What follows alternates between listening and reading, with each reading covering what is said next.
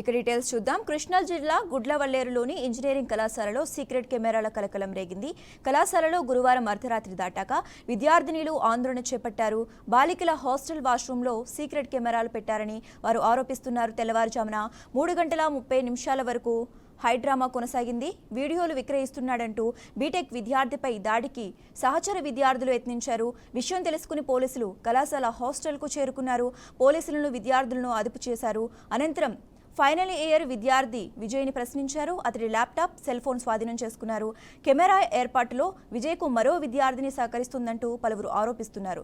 బాలికల హాస్టల్లో hidden camera గుర్తించారంటూ X వేదికగా విద్యార్థుల పోస్టులు పెట్టారు. వారం క్రితమే ఘటన వెలుగు చూసగా యాజమాన్యం పట్టించుకోవటం లేదని చెబుతున్నారు.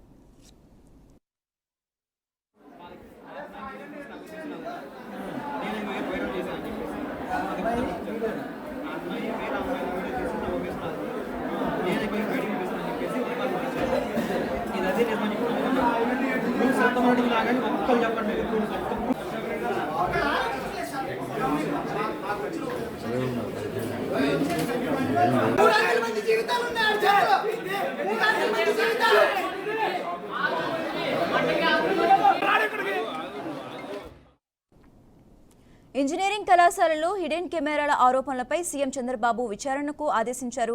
మంత్రి కొల్లుతో పాటు కలెక్టర్, ఎస్పీ ఘటనా స్థలికి వెళ్లాలన్నారు. అలాగే కళాశాలలో హిడెన్ కెమెరాల ఆరోపణలపై విచారణకు ఆదేశించినట్లు విద్యాశాఖ మంత్రి నారా లోకేష్ తెలిపారు. అర్ధరాత్రి విద్యార్థినుల ఆందోళనపై అధికారులతో మాట్లాడి వివరాలు తెలుసుకోనున్నారు. విచారణలో తప్పు చేశారని తేలితే దోషులు, బాధ్యులపై కఠిన చర్యలు తప్పవని హెచ్చరించారు. ఇటువంటి ఘటనలు కాలేజీలో పునరావృతం కాకుండా చర్యలు తీసుకోవాలని ఉన్నతాధికారులకు ఆదేశాలు ఇచ్చారు. కళాశాలలో ర్యాగింగ్, వేధింపులు లేకుండా యాజమాన్యాలు ముందస్తు చర్యలు తీసుకోవాలని సూచించారు.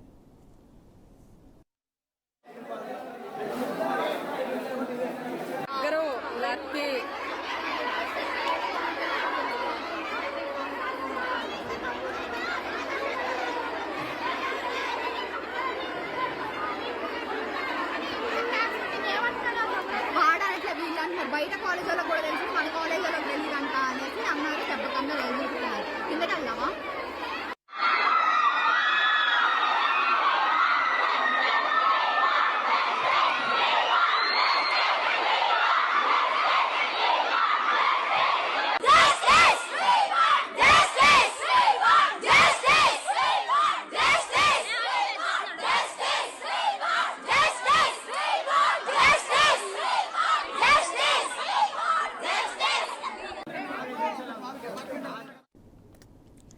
కృష్ణా జిల్లా గుడ్లవల్లేరులోని ఇంజనీరింగ్ కళాశాలలో సీక్రెట్ కెమెరాల కలకలం రేగింది. కళాశాలలో గురువారం అర్ధరాత్రి దాటాక విద్యార్థినులు ఆందోళన చేపట్టారు.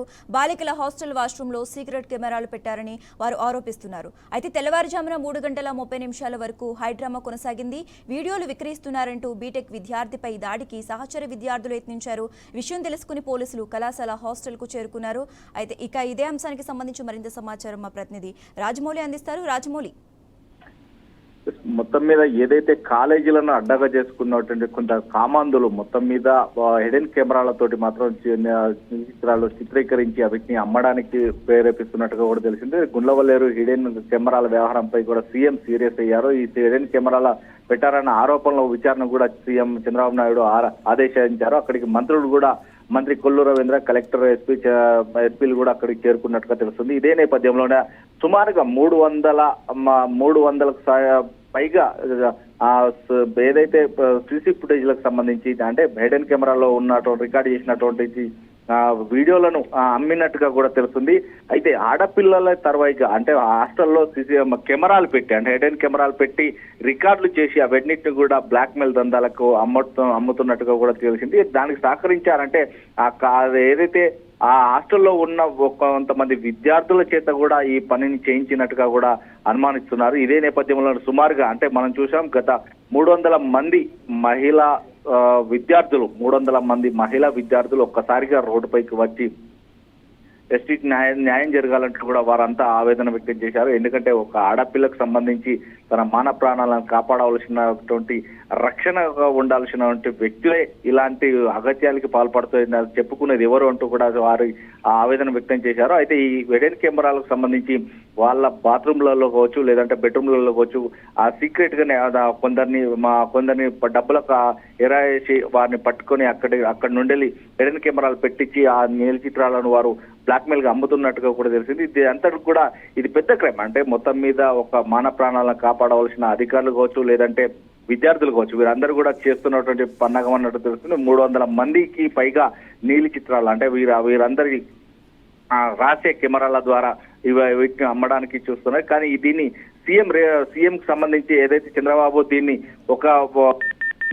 దీనికి సంబంధించి దానికి భాగవతం కూడా కలిగింది. ఎందుకంటే 300 ఉన్నటువంటి వీడియోలను కూడా అమ్మడం ఎంతవరకు కరెక్ట్ అని ఒక వ్యక్తిని కూడా ఇప్పటికీ అంటే బీటెక్ విద్యార్థిని కూడా పోలీసులు అదుపులోకి తీసుకొని విచారిస్తున్నట్టుగా తెలుస్తుంది.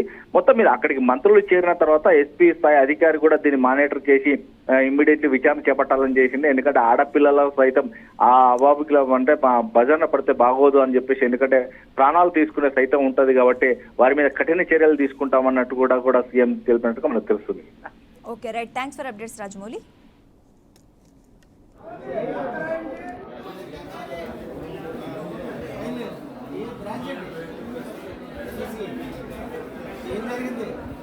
వీడియోలు ఏం తీసి ఏం పెడతారు?